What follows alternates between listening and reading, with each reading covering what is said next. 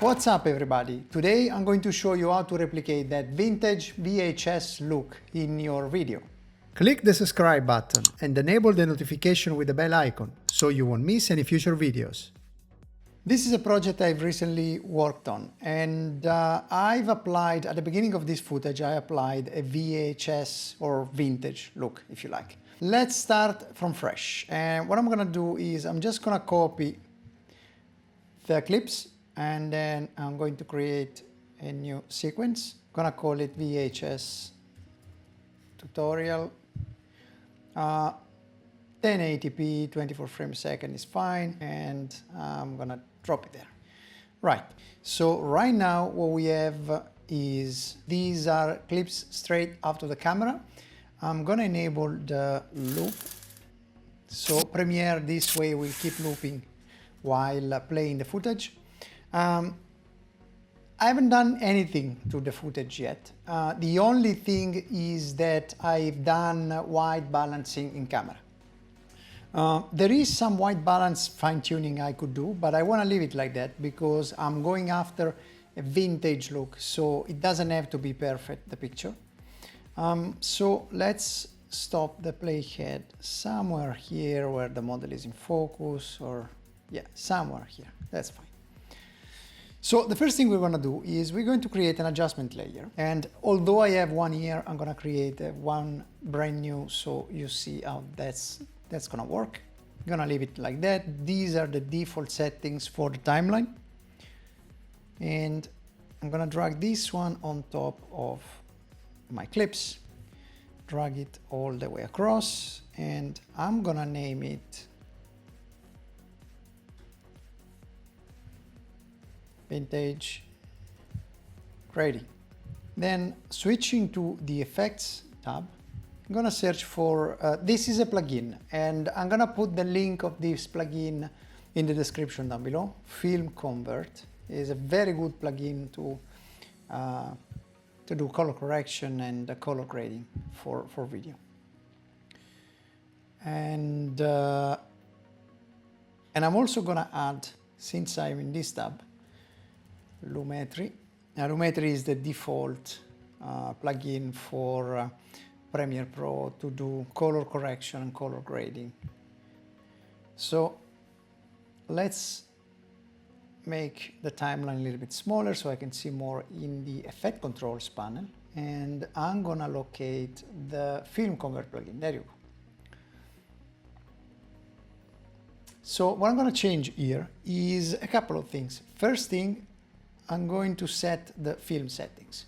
Now here in Convert 2, you can choose a number of presets. This is a list of films that the plugin is going to emulate for you. The one I like usually is this Fuji Provia 100, and you can just scroll up here and you can just see, you can just have a quick preview of what it's doing before and after. Then we are going for a vintage look. I'm gonna go for a Super 16. And then softness, I'm gonna set it to 50. That's because images usually from vintage cameras, VHS, they were not super sharp as they are nowadays. And then we're gonna play with the grain. I'm gonna reduce the grain. This is a lot of grain right now, and you can see it in 100% zoom. You can see this is really a lot of grain. I'm gonna take it off just like, let's see, 50%.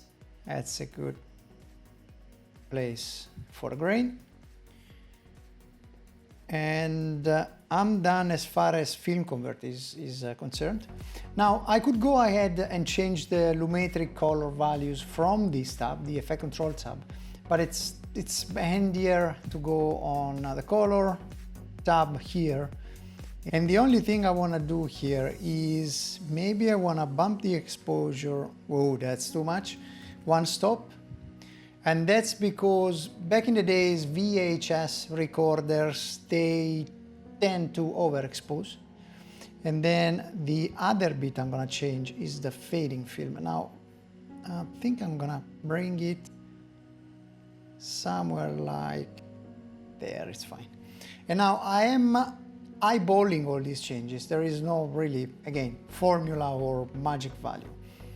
I'm just going with, my taste. Back to the editing tab. This is what we have so far. So we added some grain, and then we added some treatment to reproduce characteristic of a specific film, a Fuji Provia film, and bumped up the exposure a little bit. This is very nice shot. Let me stop it there, because where are you? Yeah, here. What I like about this shot is that there is a yellow brownish cast, and it's slightly overexposed. This is how those cameras back in the days used to record footage. So this is to sell the effect very well. All right, so let's increase the timeline a little bit, because we need to add a bunch of stuff here. First thing I'm gonna do is I'm going to go in my project panel, and I'm gonna add an overlay. Now this overlay, it comes with audio as well, and the audio is reproducing the old projector audio, and it's helping again to sell the effect. What I'm gonna do, I'm gonna drag this guy on top of everything, and then I'm just gonna crop it like so. And that is okay. Back to the effect controls. And what I'm going to do with this guy is setting the blend mode to soft light. And you can see this is already having an effect on the footage. This is without, and this is with. And now here the two blending modes I would really use are either soft light or overlay. Overlay is a little bit stronger. You can see applying overlay like this, it gets a little bit stronger, the effect, but soft light is good enough. Now there is one issue here, and let me get this a little bit bigger so you can see what's happening. So the issue is, and I'm also going to switch to overlay so you can see that better.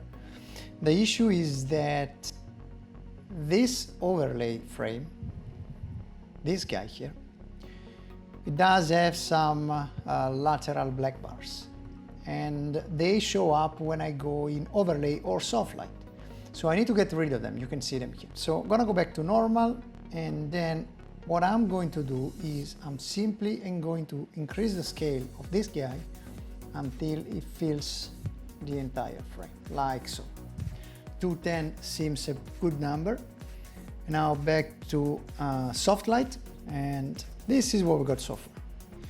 As you can see, this is already very close to the effect we want to achieve. Bear in mind that one thing that is helping to sell the effect as well is what you do in camera. So having the slightly overexposed image and also all these sudden movements is something that is really helping out to sell the effect. Right. We need to do a couple of things more, and specifically I have another overlay I want to apply, and this is a flickering effect. Again, also for this one, I'm gonna put the link to the footage in the description down below. This is just reproducing a flickering effect, which is typical from those old cameras.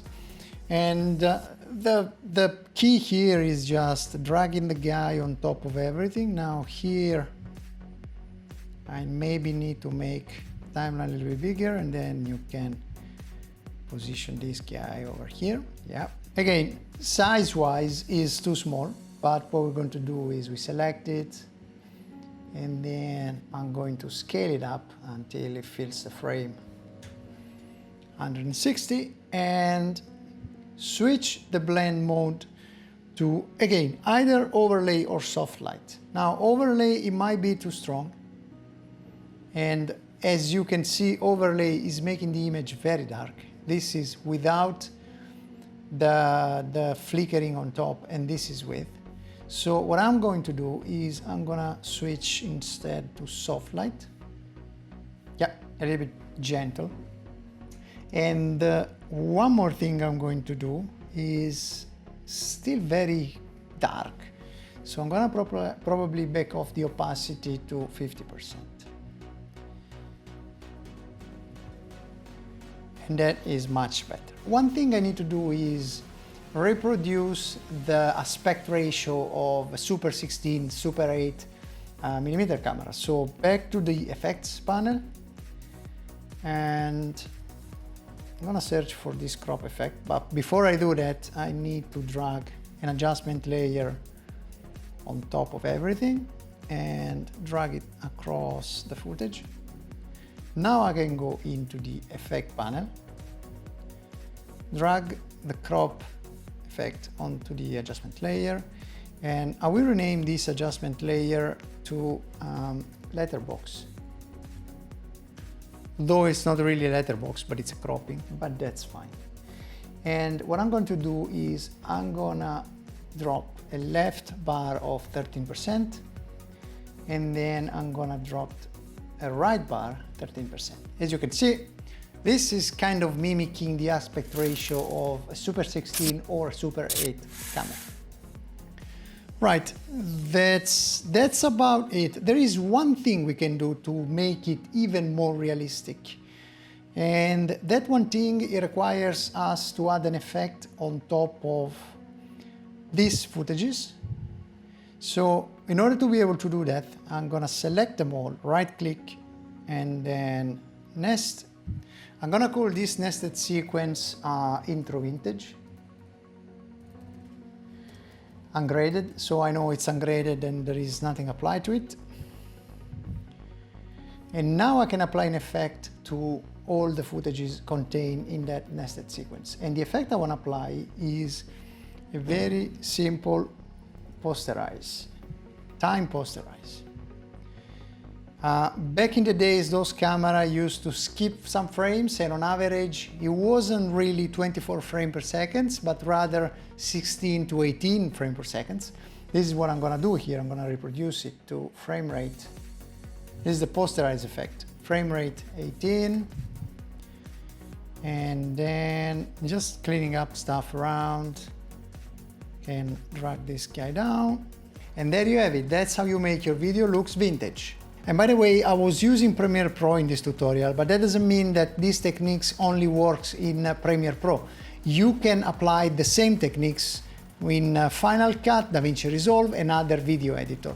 If you enjoyed this tutorial, but even if you haven't really, click on the subscribe button below and click also on the bell icon, which will allow you to be notified whenever I upload a new video. Thanks for watching and see you next time.